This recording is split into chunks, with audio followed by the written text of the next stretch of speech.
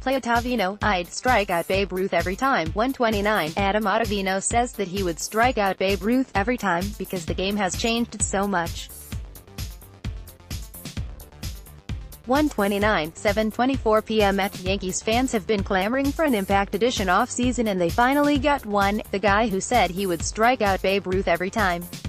Last offseason, Ottavino reinvented himself by throwing in a vacant Manhattan storefront, a former 9 West store that his father-in-law, a real estate developer, was looking to rent out for $22,000 a month. He would let Ottavino work out in the facility for a small fee, a Nolan Arenado-signed bat.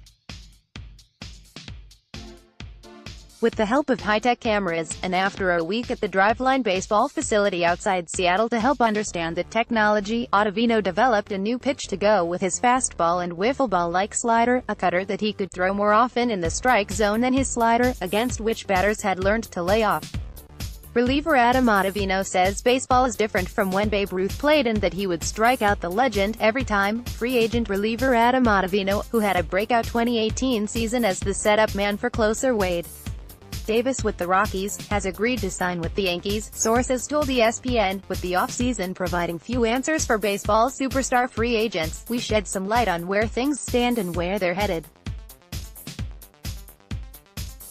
It paid off for the Brooklyn native and he emerged as one of the most dominant relievers in the game, posting a 2.43 ERA for the Rockies with 112 strikeouts in 77 2/3 innings and holding batters to a .158 average.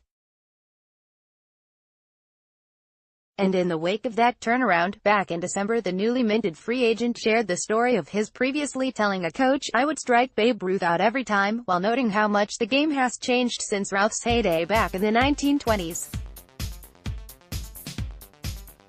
And while there's no debating that, the claim did generate some consideration, like Tim Keown asking whether Ottavino's claim was hubris or hilarious. Given that performance and his off-season home in New York, it's not exactly a surprise that Ottavino has landed with the Yankees on a 3-year, $27 million deal, according to ESPN's Jeff Passan. What may already have been the best bullpen in the majors just got better.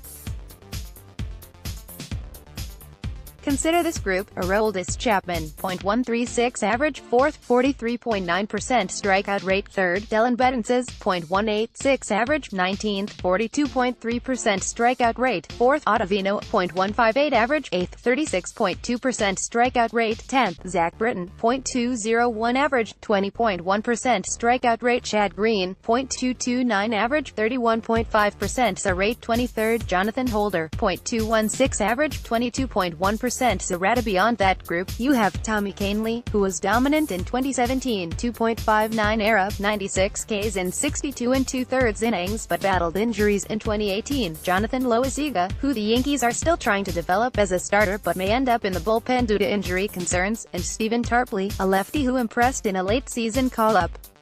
In 2018, the Yankees bullpen became the first in MLB history to strike out 30% of the batters it faced, and that could happen again, especially if Britton comes closer to his 2014 to 2016 level of performance and Kahnle bounces back. Put it this way, Aaron Boone will never have any problems if he's wavering on pulling a starter. If in doubt, go to the bullpen, especially in October, after a couple of slow hooks in the division series cost the Yankees against the Red Sox. Fangraphs already projected the Yankees with the best bullpen before signing Ottavino, pegging the unit for 6.4 fWAR, leading the Brewers 4.7, Mets 4.2, Astros 4.1, and Padres 3.8. Adding Ottavino to an already overpowering pen gives the Yankees a daunting advantage in the later frames of any game. Dustin Bradford, Icon Sportswire. The Yankees have had an interesting offseason. Heading into it, certainly the expectations, at least from Yankees fans, were that they would sign Manny Machado or Bryce Harper. Certainly a couple years ago, the Yankees would have been overwhelming favorite to sign Harper, given his boyhood affinity for pinstripes. The Giancarlo Stanton trade last offseason put a wrench into fitting Harper on the roster, and they've appeared lukewarm at best on Machado. Indeed, after signing DJ LeMahieu, the New York Daily News ran this back-page headline on Thursday, the Snore 4, referring to the major off-season acquisitions of LeMahieu, James Paxton, Britton and Troy Tulowitzki. They also resigned J.A. Happ, CC Sabathia and Brett Gardner. This is the new Yankee way of doing business, especially with the acquisition and development of young talent like Aaron Judge, Luis Severino, Gleyber Torres and Miguel Andujar in recent seasons. The Yankees haven't signed a $100 million free agent since the 2013-14 offseason, when they signed Masahiro Tanaka for $155 million, plus a $20 million signing fee, and Jacoby Ellsbury to an ill-advised $153 million deal that still has 2 seasons remaining. Maybe the Yankees still feel burned by that contract, but Machado and Harper aren't Ellsbury, who was a 30-year-old outfielder coming off a 9-homer season.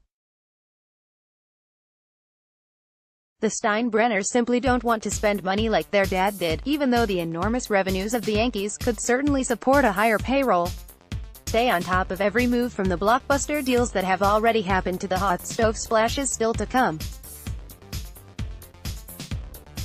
Complete coverage. In the case of Machado, you have to wonder if there's another reason why the Yankees maybe aren't that interested. They want Nolan Arenado, a free agent after 2019. Is it just a coincidence the Yankees have signed 3 former Rockies in LeMahieu, Ottavino and Tulowitzki? Passing on Machado also gives the Yankees another season to see if Andujar can improve his defense at third base as well, which would only improve his trade value if the team does go after Arenado next offseason.